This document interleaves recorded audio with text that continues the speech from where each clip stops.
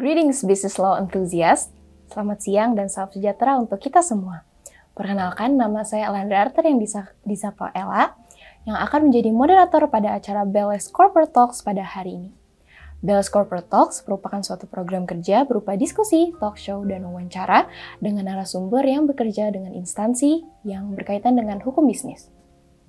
Sebelum memulai acara kita pada hari ini, izinkan saya untuk memperkenalkan pembicara-pembicara hebat kita pada hari ini. Pertama-tama kepada Mbak Marta, selamat siang Mbak. Halo, selamat siang. Kepada Bu Mutiara ya selaku partner di IMP dan Mbak Marta selaku associate di IMP sendiri. Selamat siang Mbak Marta, Bu Mutiara. Selamat siang. Nah, tanpa berlama-lama lagi, mungkin bisa kita langsung mulai saja acara BLS Corporate Talks pada hari ini.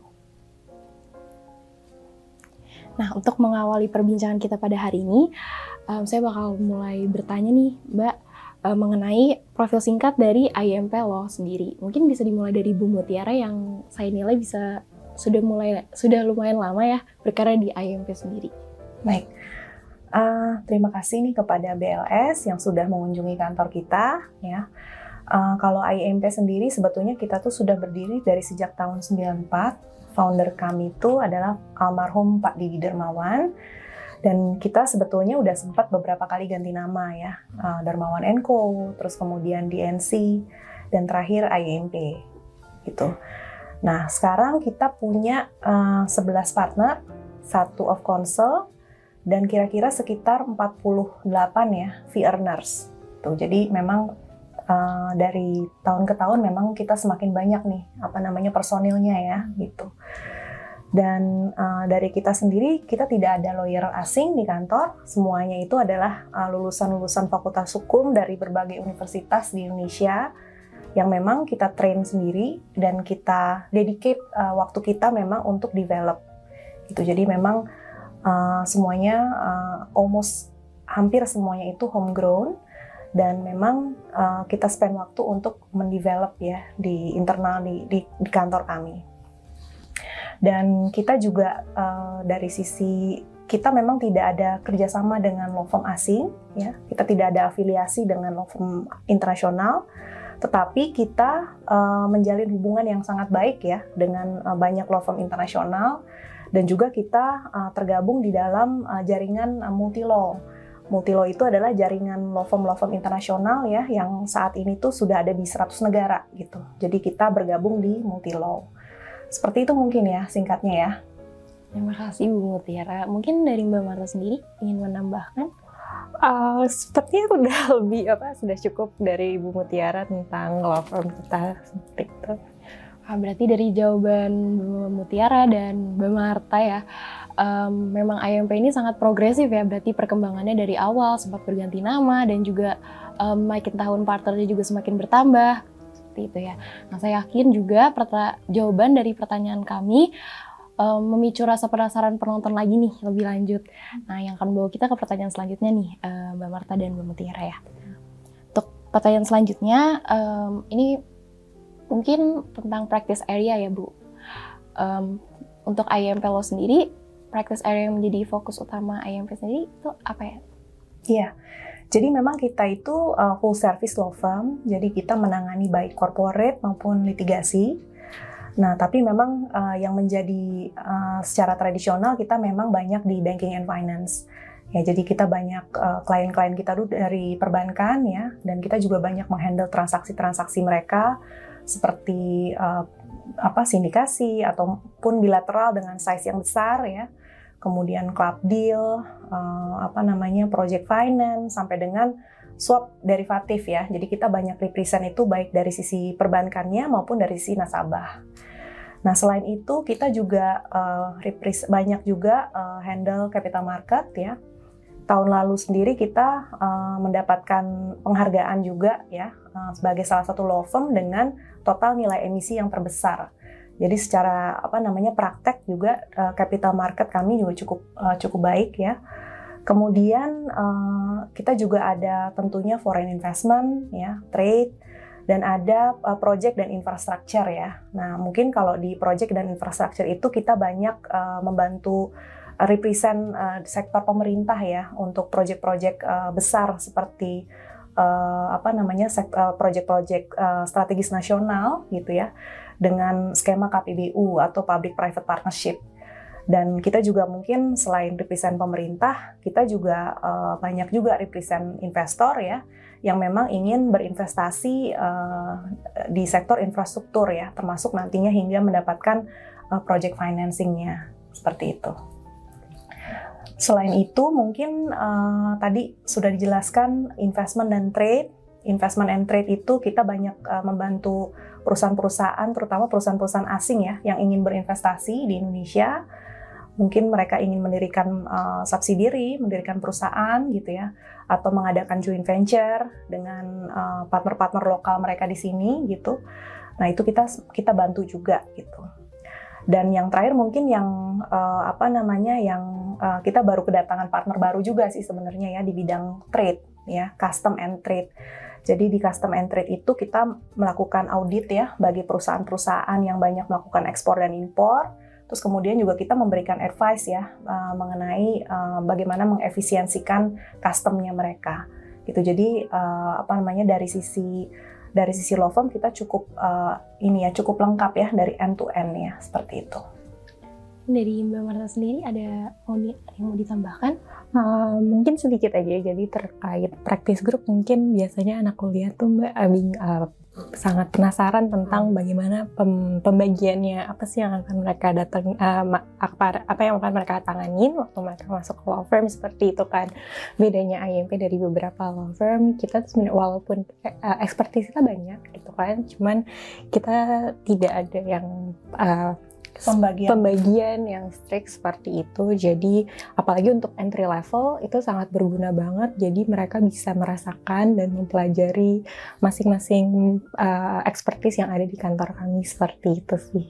Iya, mungkin kalau untuk entry level ya, lawyer-lawyer baru gitu ya, memang kita belum ada spesialisasi ya. Artinya kita masih akan encourage lawyer-lawyer baru kita itu untuk belajar terutama yang basic lawyering ya, basic lawyering seperti misalnya untuk foreign investment, kemudian M&A-nya ya, kemudian banking and finance, seperti itu. Jadi memang nanti lawyer-lawyer baru itu akan menerima assignment ya sesuai dengan nanti pekerjaan yang memang ada ya, di-assign oleh tiap-tiap partner, seperti itu. Jadi belum ada spesialisasi tertentu. Nanti begitu mereka mungkin masuk ke tahun ketiga, tahun keempat, tahun kelima mungkin, baru kemudian kita mulai lihat lagi masing-masing lawyernya itu dengan mungkin minatnya ya, kemudian juga interestnya di mana, kemudian juga mungkin bakatnya ada di mana gitu ya. Kita akan coba guide juga, kita akan coba bimbing juga lawyer-lawyer kita nanti, sehingga pada akhirnya mereka akan punya juga spesialisasi masing-masing ya, seperti itu. Berarti bisa saya nilai dari jawaban Mbak Marta dan Mutiara berarti sangat diverse ya. Untuk entry level itu bisa belajar dari tadi capital market, banking and finance. Nah, saya ada follow up question mungkin lebih ke Mbak Marta ya. Dari tadi expertise yang sudah dijelaskan dan disebutkan, menurut Mbak Marta sendiri yang sekiranya paling sulit gitu ya, itu di bagian yang mana nih, Mbak? Sulit tuh sangat subjektif ya, maksudnya tergantung setiap orang masing-masing, setiap expertise yang tadi bidang area yang kita sebutkan sebelumnya, pasti ada beberapa yang kompleks, ada yang enggak juga gitu kan. Jadi kalau misalnya dibilang mana yang paling sulit, kayaknya susah dinilai deh. Tapi intinya adalah setiap practice area yang ada di sini itu memberikan kita pelajaran aja sih, ilmu dan experience, dan menjadi value added buat kita juga sih. Apapun itu jenisnya, apapun itu tipenya, nggak boleh dibanding-bandingkan sih ya satu sama lain, karena ya, itu akan jadi pengalaman buat kita juga sih, seperti itu. Baik, terima kasih Mbak, terima kasih Bu. Mungkin ke pertanyaan selanjutnya ini yang sangat ditunggu-tunggu oleh penonton juga ya, dan termasuk saya sendiri sih Bu dan Mbak. Nih saya ingin bertanya mengenai proses rekrutmennya bagi IMP sendiri, apakah ada kriteria tertentu yang dicari oleh IMP, ataupun ada hard skills atau soft skills yang sangat-sangat diperlukan dan dicari oleh IMP sendiri? Oke, kalau untuk proses recruitment mungkin kita udah masuk untuk posisi entry level untuk menuju associate kali ya. Jadi di sini tuh namanya adalah on job trainee. Biasanya on job trainee ini buat pihak-pihak yang udah lulus atau mungkin skripsi tapi sebentar lagi akan lulus gitu.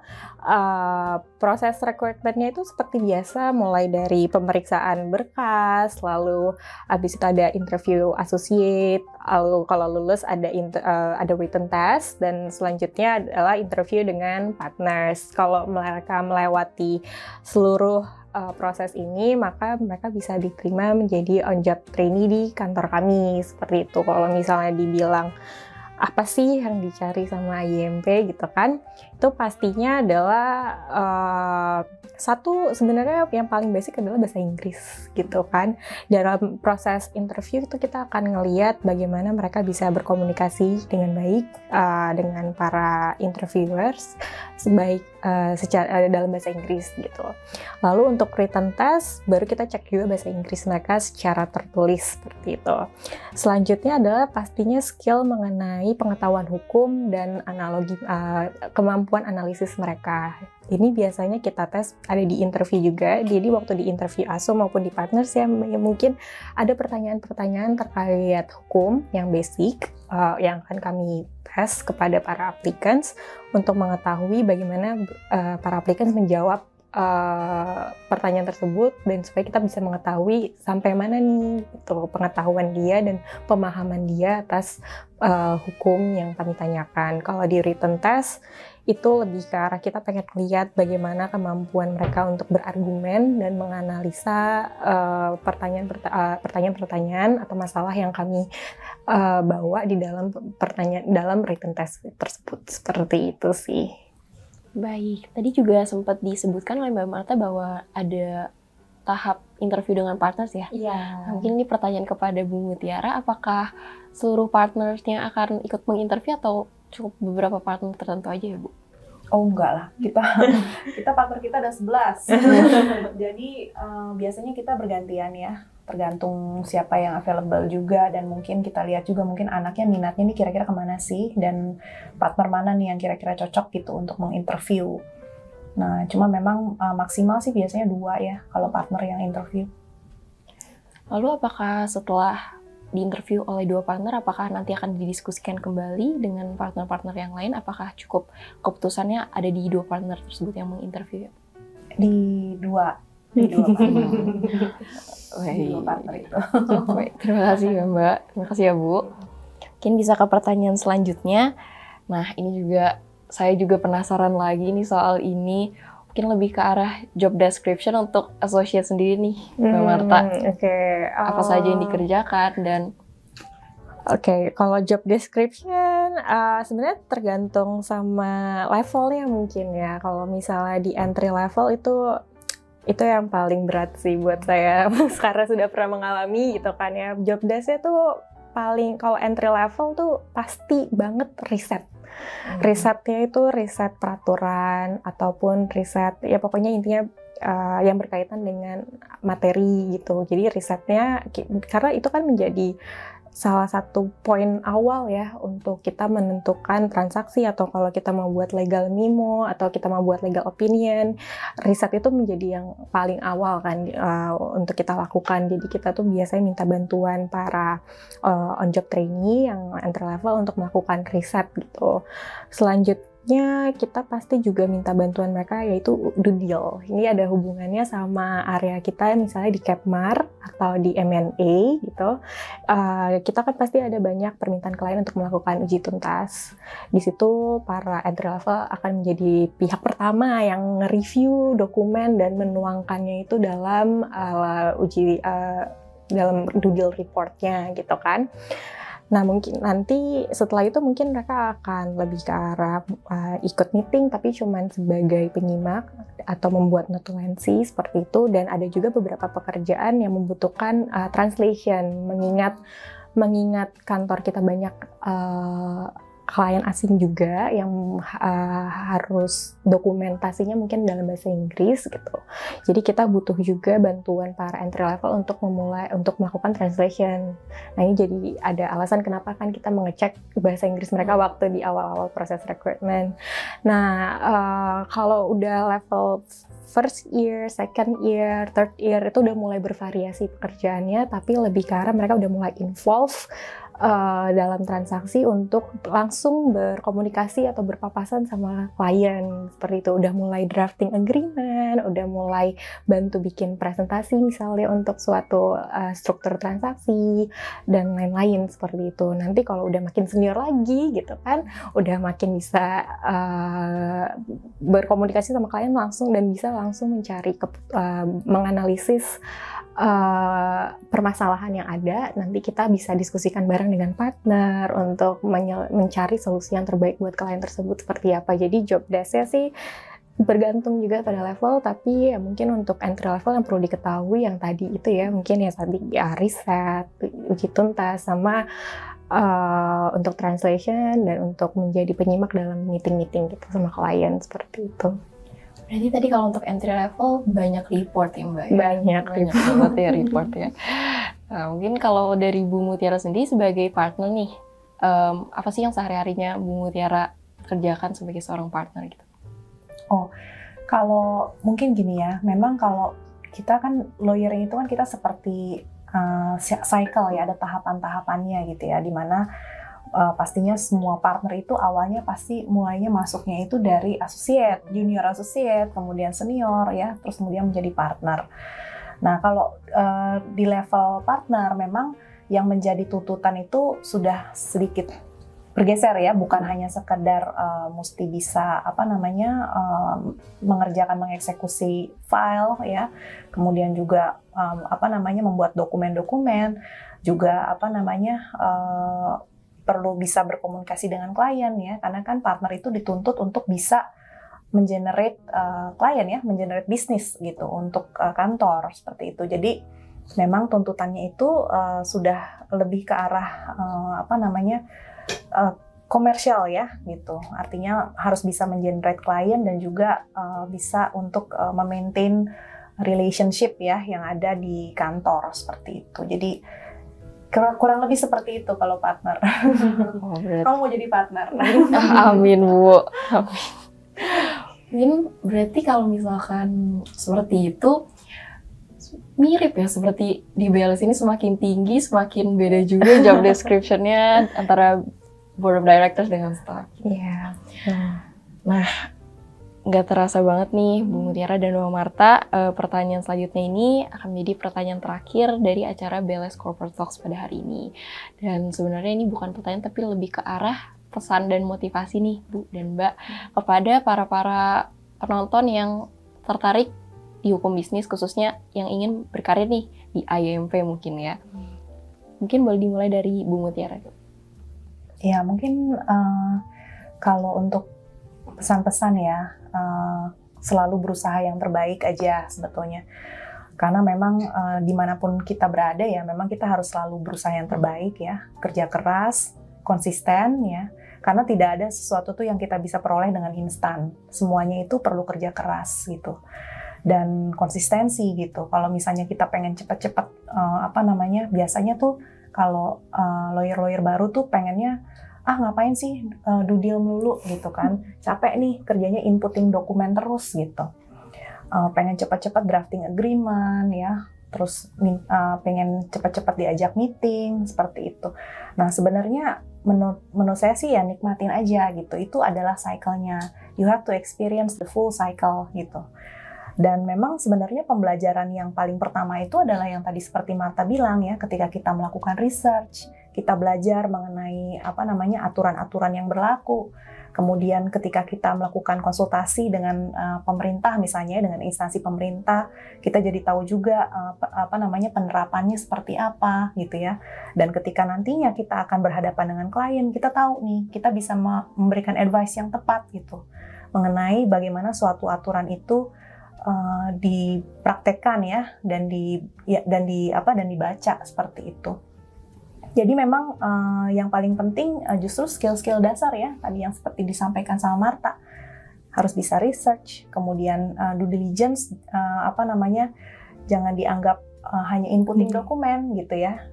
Disitulah sebetulnya analytical skill kita tuh digunakan. Kita harus tahu ya, misalnya terkait dengan transaksinya. Ketika kita melakukan due diligence,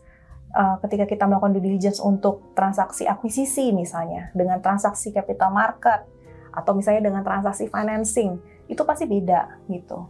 Karena kita harus tahu